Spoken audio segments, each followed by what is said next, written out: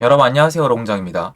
제가 영상에서 한번 말씀을 드렸는데 요것 봐라 라는 생각이 좀 들어서 물론 이거는 약간 제가 소원만 일으키는 건데 큰 의미는 없습니다만 여러분이 그래도 한 번은 들여다봐야 되는 게 제가 이제 선배님들한테 물어보면은 요거는 좀 캐치를 하라고 하더라고요. 왜냐면은 지금 언론 자체가 어떤 우리 사회의 어떤 공기 같은 역할을 하고 있고 정치랑 뗄래야 뗄 수가 없고 이 사람들도 기업인이고 이런 식이잖아요. 그리고 그 사람들이 목소리와 어떤 분위기를 바꿀 때는 분명히 정치적인, 대외적인 아니면 사회적 분위기적인 영향이 있는 거거든요. 그거 좀 말씀을 드리고 싶어서 영상을 키고요. 아마 보시면은 약간 그래도 동감이 되시지 않을까라는 생각이 들어요. 시청하시기 전에 구독하기, 좋아요, 멤버십 부탁드리고요. 멤버십은 매주 토요일 라이브를 진행하고 있습니다. 이게 제가 기사를 아시겠지만 저도 제가 원하는 기사들이 있거든요. 종종 다뤄요. 종종 다루는데 그렇게 하게 되면은 제가 원하는 기사를 일부러 가져오게 돼 있어요. 가뜩이나 지금 이렇게 해도 그렇게 되거든요. 말씀드렸잖아요. 저는 이성적인 인간이 아니라 감성적인 동물이다. 저는 제 자신을 있는 그대로 받아들이는 게 저한테 제일 좋다고 생각을 해요. 솔직하고 싶어요. 그런데 이건 다 네이버 뉴스예요. 네이버 부동산 뉴스에 한 날짜에 다 실린 거거든요. 근데 여러분이 보시면은 저는 이걸 매일 보잖아요. 부동산 뉴스를 그래도 계속 찾아본단 말이에요. 저도 약간 병이죠. 이제 뭐 직업병이죠. 뭐 하다 보니까 이 일을 하게 됐고 많이 찾아보게 되고 그거에 대해서 읽으면서 에이 뭐야. 와, 이 기사 참 좋다. 이거 도움 되겠다. 전달해 드려야 되겠다. 이건 참 슬프다. 이런 것들이 있는데 요새 약간 변해요. 어떤 거냐면 여러분 이게 제가 뽑은 게 아니라 여러분이 되게 쉬워요. 네이버 부동산 뉴스 누르면은 하루에 몇 개의 기사가 딱 정리가 돼 있어요. 보면은 집값 폭등의 주택 유무 자산 격차 10배, 자산 중 9월은 부동산. 이게 네이버 뉴스거든요. 원래 이런 거 안 나와요. 얼마가 떨어졌다. 뭐 둔촌 주공이 미분양이 났다. 뭐 분양시장 빨간불, 건설사들 빨간불, PF 대출 안 된다. 이런 거 나왔었거든요. 수도권 사전 청약 임박, 일반 공급 추첨제 신설. 사실 이것도 어떻게 보면은 알려주는 거잖아요. 네가 청약을 받을 수 있다는 걸. 부동산을 여전히 사람들이 많이 갖고 있다는 걸. 또 있어요. 집값 떨어졌어도 주택 소유자 자산 무주택자보다 더 많이 늘었다. 그러니까 이게 요새 사실 지금 분위기에 나올 게 아니거든요. 근데 이게 연결선이 있어요. 저는 다 추적을 하잖아요. 정치인들의 발언, 국토부 장관님의 발언, 그리고 자료들이 뭐가 많이 나오는지, 신문 기사가 뭐가 많이 나오는지 보는데 요새 초점이 어디 맞춰지고 있냐면 다시 한번 공지 드리지만 이거 가지고 지금 시장이 변했다, 변하고 있다, 변할 거다 이런 뜻 아닙니다. 그냥 말씀드리는 거예요. 여러분도 쉽게 찾아볼 수 있는 것들이에요. 집을 사라라고 권유하고 있어요. 전 그렇게 느껴져요. 집을 사지 말라는 거 어떤 시그널이 있을까요? 더 떨어질 거다. 이제 시작이다. 앞으로 반토막 더 난다. 이런 것들을 계속 얘기하면은 못 사요. 그런데 정부가 지금 보면은 제가 말씀드렸던 부분 중에 하나인 임대사업자. 임대사업자가 지금 사실 필요하지 않거든요. 임대사업자 옛날에 만들었을 때는 전월세 시장, 특히 전세. 전세 난민을 없애겠다는 식으로 만들었는데 전세가 지금 떨어지고 있어요. 그리고 종부세 낮추는 건 좋겠는데 다주택자 혜택을 끝까지 포기를 안 했어요, 여당이. 다주택자 혜택을 왜 줄여요? 투기꾼이란 표현을 쓰는 동시에 국토부 장관님은 투기꾼이란 단어를 쓰세요. 그런데 동시에 투기꾼의 정의가 뭐예요? 사실 아직 다주택자잖아요. 근데 이분들의 종부세를 또 챙겨요. 이건 보면은 지금 거래량이 부족해서 거래를 활성화시키기 위해서 노력하고 있다는 게 목소리로는 안 들리지만 행동으로는 보이는 거예요. 그리고 언론이 동참하고 있어요. 물론 이렇게 가다가 분위기가 와그러 무너질 수도 있겠지만 제가 옛날 부동산 역사를 공부해 봤을 때 그리고 지금 분위기를 감지해 봤을 때 바뀔 이유가 없어요. 왜 그러냐? 최악의 부작용은 이대로 시세가 다시 반등해서 폭등해 버리는 거예요. 반등해서 폭등해 버리면 분명히 야당에서 책임을 물을 거예요. 총선이 끝나기 전이기 때문에 현재 야당의 힘은 무지막지합니다. 엄청나게 밀어붙일 건데 너네 봐라. 서민 정부 아니다. 부자들을 위한 정부다. 집값을 또 폭등시켰다. 너네 때문이라는 프레임이 나오기 딱 좋거든요.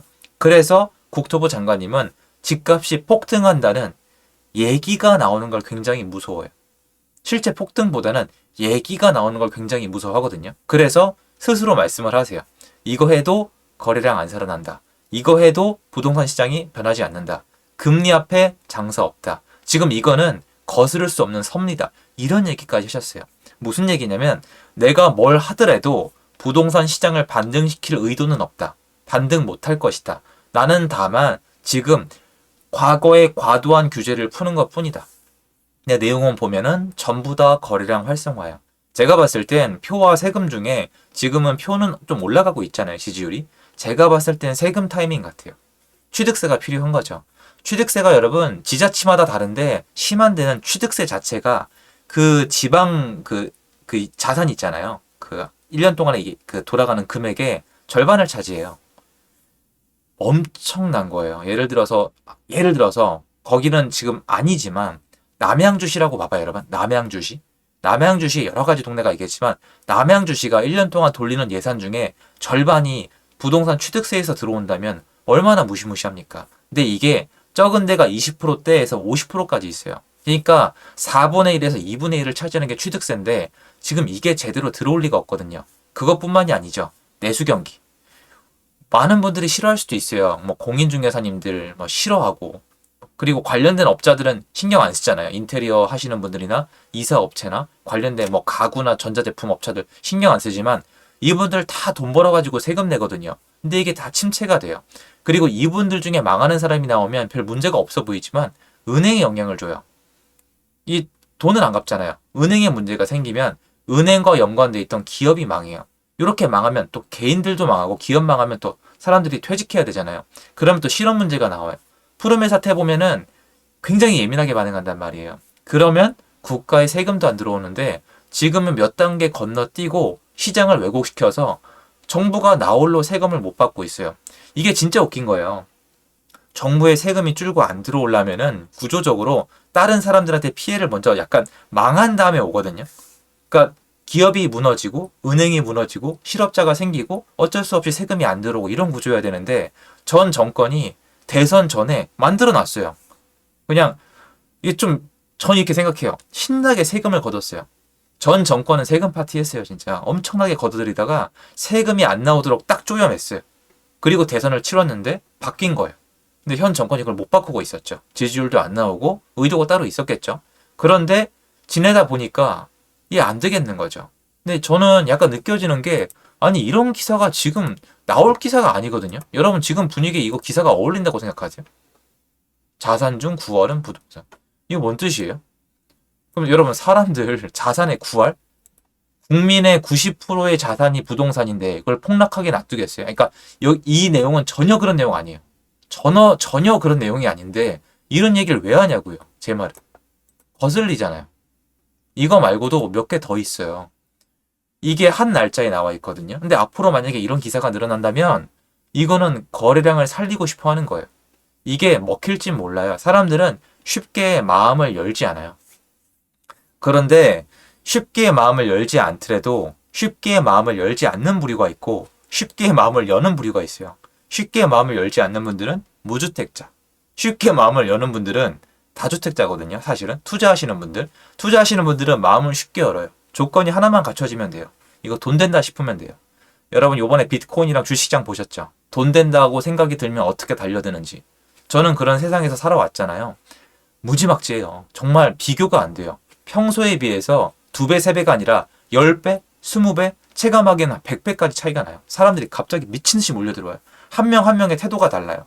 근데 분위기가 전환하려 그래도 쉽게 바뀌지 않아요. 그런데 문제는 뭐냐면 임대사업자를 부활시키는 것도 그렇고 뭔가 도저히 안 되니까 새로운 참여자를 탐색한다는 느낌도 들고 무주택자 분들한테도 약간 시너지를 주고 있는 것 같은데 앞으로 시장이 어느 방향으로 가는지 규제 완화가 어느 쪽으로 가는지 사실 저는 거래 활성화 외엔 답이 없다. 정부가 예전에 말씀드렸던 거 있잖아요. 정부가 만약에 이대로 좋다? 역사적으로 부동산을 컨트롤하는 정부로 남고 싶다? 그럼 기존 정부의 규제를 받아서 이대로 가면 된다. 아무것도 하지 않고 이대로 가면 집값 계속 내려가지 않겠어요? 상식적으로 봤을 때. 지금 분위기가. 마침 대외 경기도 도와줬잖아요. 외부 쇼크를 먹었잖아요. 막 뭐 채권 시장도 무너지고 PF 대출도 무너지고 이런 상황에서 쭉 가면 되는데 아마 정부가 못 이겨서 거래량이 필요해질 것이라고 말씀드린 적이 있어요. 사실 여러 번 말씀드렸죠. 전 그게 차차 일어나고 있는 현상이라고 생각을 하고요. 이거는 전 꾸준히 말씀을 드릴 거예요. 어디가 얼마가 떨어졌다. 이거는 거래량이 없으니까 가짜다. 이런 얘기 할 마음 없어요. 이거는 계속 말씀드릴 거예요. 중요하거든요. 어차피 시장이 분위기가 변하려면은 거래량만 늘면 일단 변해요, 여러분. 왜냐면 지금 거래를 못하는 건요, 억지로 못하게 해놓은 거예요. 사람들이 자발적으로 안 한 게 아니라 거래를 없애버린 거예요. 대출 중지가 그 시초예요. 2021년도 9월달 이후에 시행된. 2021년도 8월달에 보면은 앞으로 대출을 규제하겠다고 대문짝만하게 써져 있어요. 그리고 9월달, 10월달 가면서 대출을 막았죠. 그리고 나서 연속적으로 안 좋은 일들이 발생을 했고 심리적으로 사람들이 집을 사면 안 된다고 받아들여 버린 거예요. 다주택자는 금매가 눈앞에 있어도 못 사요. 이런 구조가 돼 있기 때문에 지금은 어떻게 보면은 시장이 장사가 잘 된다 안 된다가 아니라 대문에다가 어떤 막으로 가려놓은 거예요. 시장을 숨겨놓고 안 보이게 해놓고 사람들이 못 들어가게 해놓은 거예요. 그리고 막 소문을 낸 거예요. 저 시장 안에 들어가면은 사고 난다고, 저 시장 안에 불 난다고, 다칠 수 있다고. 이렇게 사람들한테 겁을 주고 못 들어가게 했는데 시장 안에 매출이 나오겠어요? 그러니까 매출이 나왔다 해도 진짜 매출은 아닌 거죠. 다만 제 말은 어차피 지금 시장이 장사가 안 되는 건 안 되는 거라는 거예요. 시장 안에 매출은 떨어지고 있다는 거예요. 이렇든 저렇든. 그런데 시장을 예전처럼 서울 기준 단순 한 3천 건까지만 거래량이 다시 회복이 된다면 어떤 모습일까는 생각을 해봐야 되는데 저는 이런 것들을 봤을 때 정부가 그쪽으로 방향을 설정해 가는 게 아닌가라는 느낌이 점점 더 강하게 드는 것 같아요. 같이 생각해 볼 문제라고 생각을 합니다. 도움됐으면 좋겠고요. 제 영상은 여기까지입니다. 감사합니다.